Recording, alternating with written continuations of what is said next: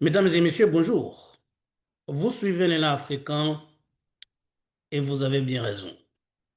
C'était samedi sur la chaîne publique de télévision, lorsque le général Abdourahmane Tiani, chef de l'État nigérien, a accordé à cette chaîne une longue interview, 4 heures à peu près.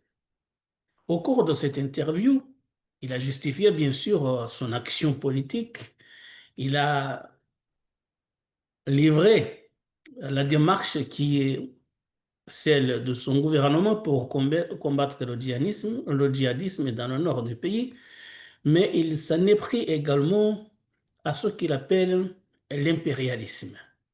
Il dit que les Occidentaux tentent de déstabiliser son pays, le Niger, et les États, l'Alliance des États du Sahel tout en entier. Ça veut dire le Niger, le Burkina Faso et le Mali.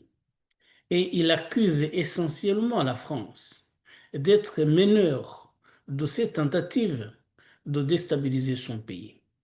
Mais en voulant euh, expliquer ce que fait la France pour déstabiliser le territoire nigérien, il a donné quelques détails. Il avait des informations reçues évidemment de ses services de renseignement. Et parmi ces détails, justement, il accuse également des pays de la région, notamment le Nigeria, le Bénin et la Côte d'Ivoire. Et il n'y va pas de la même ordre.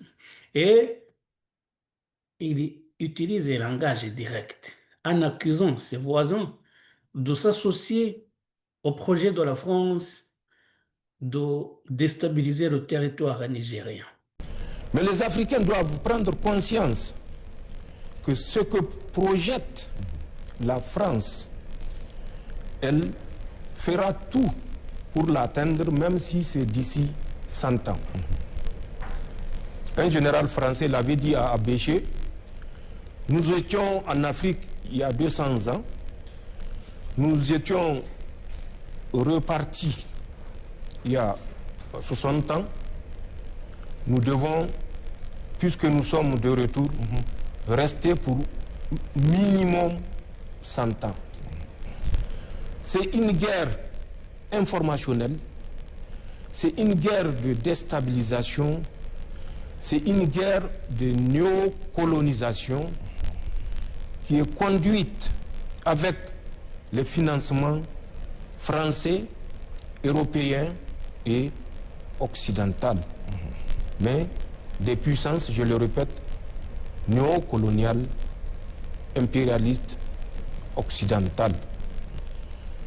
Ils ont, en 2 vagues successives, transféré du lac Tchad, pour une première fois, face à la débâcle que connaissent leurs supplétifs, les tirailleurs auxiliaires d'un autre âge, ils ont transféré 400 combattants de l'État islamique en Afrique de l'Ouest ou dans les provinces ouest-africaines, comme ils l'appellent pompeusement, dans le triangle Burkina, Niger, Mali. Ça s'est passé du 21 au 24 du mois d'avril, le mois passé. 2025. Un deuxième lot de 350 combattants toujours de SWAP, l'État islamique comme il l'appelle, dans les provinces de l'Afrique de l'Ouest. Mais là également, je veux démontrer qu'il n'a rien d'islamique. C'est des mercenaires à la solde des puissances occidentales. Donc 350 dans malheureusement le nord du Bénin, qui est actuellement abandonné par les forces armées béninoises, sous prétexte de créer une profondeur stratégique. Quelle profondeur stratégique le Bénin peut s'offrir? Tout ceci n'est que inspiration française. Le chef de la diplomatie béninoise s'est empressé de démentir les propos du général Tiani, chef de l'État nigérien. Associer le Bénin à de telles pratiques est inacceptable et injuste, a-t-il insisté. Olusegun Adjani Bakari a poursuivi: ce sont des accusations graves et sans fondement. Le Bénin combat le terrorisme sur son sol et en provenance des pays voisins avec détermination et au prix de lourds sacrifices. Tenter d'associer notre pays à de telles pratiques est non seulement inacceptable, mais aussi profondément injuste à l'égard de nos forces de défense et de sécurité et de notre peuple tout entier. Il poursuit: nous respectons pleinement la souveraineté du Niger et son droit à choisir librement ses partenaires. Mais de la même manière, le Bénin ne se laissera jamais dicter ses choix de coopération et de partenariat qui relèvent exclusivement de la souveraineté nationale.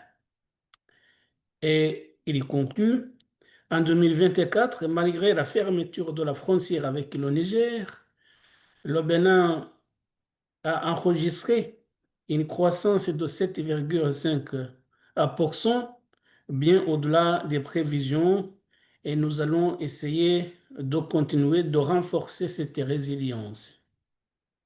Le ministre béninois des Affaires étrangères a conclu: nos peuples n'attendez pas de nous les invectives via les réseaux sociaux ou via les médias. Ils attendent de nous que nous apportions des solutions concrètes aux problématiques auxquelles elles doivent faire face. Le Bénin restera fidèle à ses principes de paix, de coopération et de bon voisinage, mais ne transigera jamais sur son honneur ni sur sa souveraineté. Voilà donc le démenti du ministre béninois des Affaires étrangères. Et la frontière côté du Bénin s'est ouverte. Nos frères du Niger ont encore quelques difficultés, on va le dire comme ça. Que nos 3 pays frères décident de faire partie de l'AES, c'est leur droit, nous le respectons. Nous avons le devoir de trouver le créneau pour pouvoir continuer à travailler ensemble. Parce que c'est ça qu'attendent nos peuples. Ils n'attendent pas de nous que nous soyons là à nous lancer des invectives sur les réseaux sociaux. Ce qu'ils attendent de nous, c'est que nous puissions travailler ensemble pour régler des problèmes concrets. Et un des problèmes concrets auxquels nous devons faire face aujourd'hui, ce sont les questions de sécurité. La frontière a été fermée avec le Niger, nous ne nous en réjouissons pas. Et malgré cela, l'année dernière, la croissance économique du Bénin était de 7,5%, supérieure aux prévisions. Ça veut dire que ensemble, nous Béninois, nous avons construit une forme de résilience qui fait que, quels que soient les chocs que nous pouvons subir, nous avons la capacité et la force de pouvoir nous relever et de continuer à être forts. Et c'est le plus important. Mais pourquoi est-ce que la France en veut? Bon, d'ailleurs, il a utilisé, même le journaliste qui l'interviewait, a utilisé le mot d'acharnement. Pourquoi la France s'acharne contre le Niger? Abdourahmane Tiani a quelques explications là-dessus. Et donc, il y a d'abord le mépris des Occidentaux à l'égard des Africains, comme il dit, mais il y a également des richesses qui sont non négligeables, évidemment, qui sont indéniables, qui renferment le sous-sol nigérien et d'ailleurs le sous-sol des 3 pays de l'Alliance et des États du Sahel. Il est dit que là aussi, les Occidentaux veulent mettre la main sur ces richesses et donc il y a le mépris du peuple africain à part les Occidentaux, mais il y a surtout le sous-sol, il y a les richesses qui intéressent évidemment la France et les autres puissances occidentales. Et justement, c'est pour cela qu'il dit il n'a jamais compris pourquoi la France est soutenue par les autres puissances occidentales, puisque la France, on le sait justement, est l'ancienne puissance coloniale dans le pays, dans les 3 pays d'ailleurs du Sahel. Mais il dit que la France, justement, se comporte comme si c'était son droit de contrôler les richesses du Niger, du Mali et du Burkina Faso, évidemment, ce que les nouvelles autorités ne veulent pas. Mais ce qui l'irrite un tout petit peu, c'est que justement, la France reçoit dans ce projet le soutien des autres puissances occidentales et il a cité notamment l'OTAN euh, du temps du président américain Joe Biden. Et pour ce qui est justement de cette coopération, Abdoulaye Tiani insiste en disant que maintenant ce n'est que le début. Il va défendre son pays contre les impérialistes occidentaux. Il va inciter également, c'est intéressant, il va également inciter les autres Africains à se défendre contre les velléités de ces puissances occidentales qui veulent faire main basse sur des richesses, main basse sur les richesses du continent. Et pour lui, donc, il faudrait que ce soit le début, que les Africains se réveillent et qu'évidemment, l'Afrique soit totalement libérée de ces appétits incessants des pays des grandes puissances et que l'Afrique se prenne en charge et prenne le contrôle en entier de ses ressources minières essentiellement. Évidemment, si on y arrive, on ne peut que dire bravo, Monsieur le Président. Si vous y arrivez, ce serait une très bonne chose. Mais peut-être que vous allez aussi vous rendre compte que dans vos démarches, vous voulez, du moins c'est ce que nous observons jusqu'à présent, et c'est que vous voulez mettre dehors Pierre pour faire venir Paul. Vous voulez mettre dehors les Occidentaux pour faire venir les puissances de l'Est, essentiellement la Russie et la Chine. Mais là, justement, on n'affirme rien. Vous avez vos agendas, euh, vous savez comment vous allez vous y prendre. Mais ce que vous avez déclaré sur la télévision publique nigérienne, que vous voulez vous libérer totalement de la mainmise des puissances extérieures, évidemment, c'est à encourager et on vous souhaite de réussir dans ce projet. Mesdames et messieurs, c'est ce que nous voulions dire aujourd'hui. Merci de nous avoir suivis et à très bientôt pour d'autres sujets.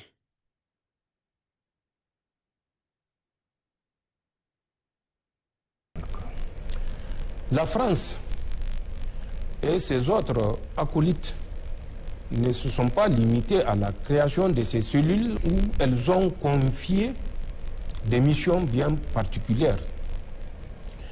La France a également infiltré tous les mouvements qui initialement étaient appelés des mouvements indépendantistes. Ensuite, des mouvements djihadistes. Et enfin, des mouvements terroristes. Puisque le mensonge a beau courir, la vérité finira toujours par le rattraper. C'est à ces forces néocolonialistes et à ces troupes auxiliaires, tirailleurs de notre âge que nous faisons face et que nous faisons face avec succès. Mais pour comprendre les implications, ces puissances européennes en tête avec leur guide spirituel ont fait ce que nous pouvons qualifier de repeuplement terroriste dans notre espace confédéral.